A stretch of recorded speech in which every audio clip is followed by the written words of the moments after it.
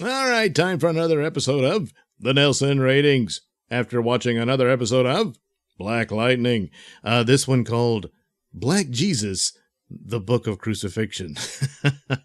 Now, gee, why that title? Well, the ASA, the evil secret, supposedly government agency, I don't know, rogue agency, whatever, I guess we'll find out eventually, stumbled onto his secret identity or figured it out, which it's not that hard since Black Lightning is basically just wearing sunglasses. So instead of going after him and killing him because he's so super powerful, it probably wouldn't work out so well for them. They decide to pay off some dirty cops to frame him for trafficking in green light, the a drug that inadvertently gives people superpowers, which seems to be their newest experiment, when originally they wanted black people to be docile. And now they're saying, hey, it gives them superpowers. Let's look at that. So they find some of the kids and they store them in freezers, one of whom apparently dies in this episode. But I think that'll be a plot for later when these kids get thawed out and they have all these superpowers. But anyway, so he's framed with the drugs, arrested, and they show the humiliation and everything and of being arrested and how he roughed him up and all that sort of thing and all that, commentary on policing and what have you. And that's part of, like Jesus, he was wrongfully accused and taken off and all this sort of thing. And they have to figure out how to get him out of it, which they do. But the other Jesus aspect, as we discovered in the previous episode, is that his pretty secretary, or rather assistant principal, I believe she is, turns out she's a traitor, and that she's also secretly an ASA agent.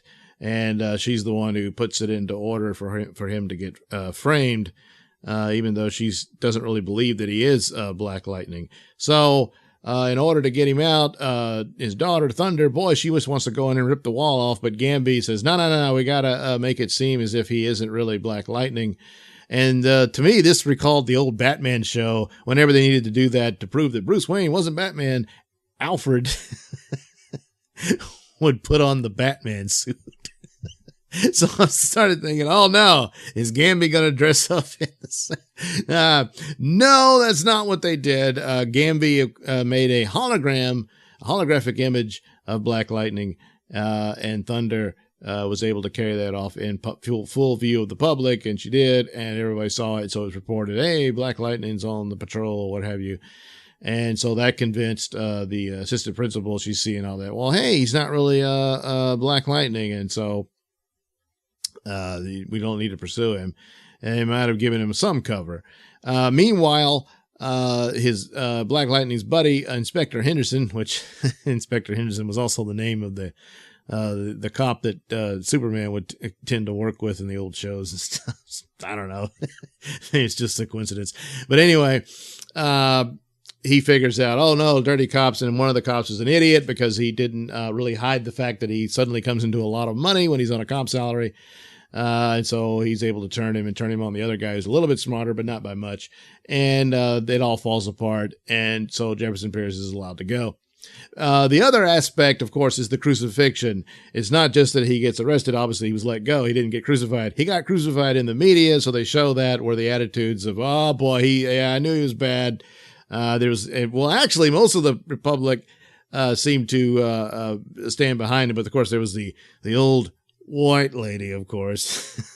That's the show just can't help itself, saying that because she'd heard that he was called Black Jesus, or that he demanded to be called Black Jesus by his students. So therefore, if he's capable of doing that, he's capable of doing anything. So, but it was demonstrating that, hey, you know what?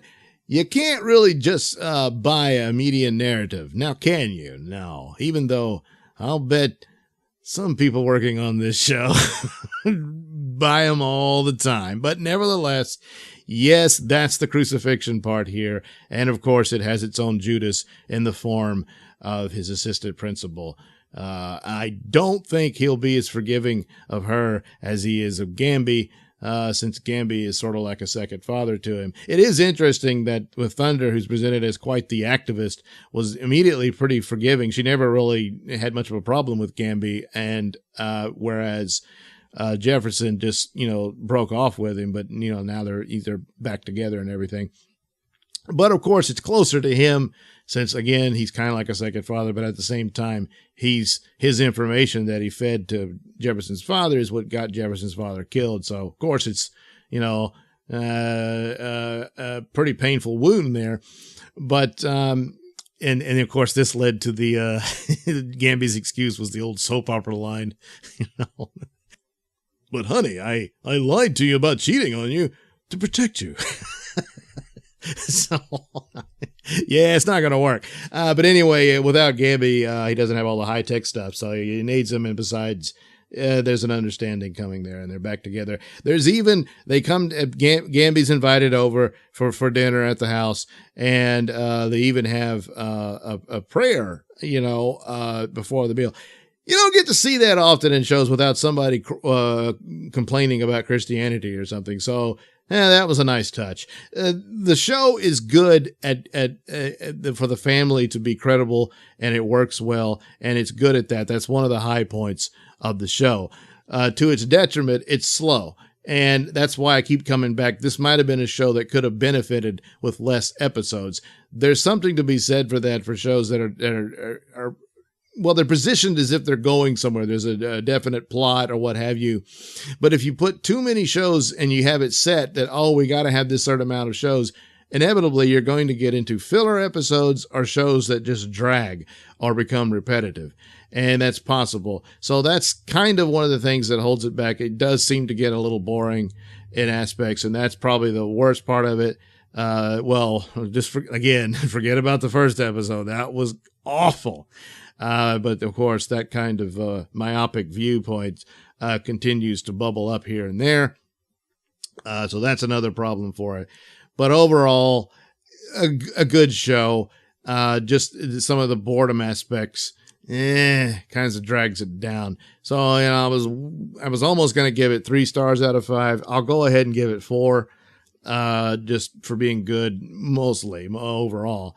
And also, the good news for Black Lightning is it got renewed. All the CW superhero shows got renewed. So, that'll be a new season, which I suspect we'll see more of what becomes of these, kids, frozen at the ASA facility. And hopefully that'll introduce some supervillains. So maybe Black Lightning will understand their anger or what have you, but he's still got to stop them from taking it out on people who don't deserve it. So, and that would be interesting. Plus you got Tobias and Lala. They still got to deal with those guys. And I think they'll be recurring characters for future shows. And those practically are supervillains, because, Tobias clearly has some amount of super strength, and Lala, well, I don't know. He just can't die. So, we still haven't quite solved the mystery of that, but at least they have time for a new season to deal with more of that, once they deal with this ASA story. And, so that'll be interesting, but there you go. Black Lightning, Black Jesus, Book of Crucifixion, 4 out of 5 stars. Thank you for listening and watching. We'll do it again sometime, won't we? Yes, we will. And in the meantime, why don't you check out in the link description below for the many stores that I have that have plenty of goodies just for you.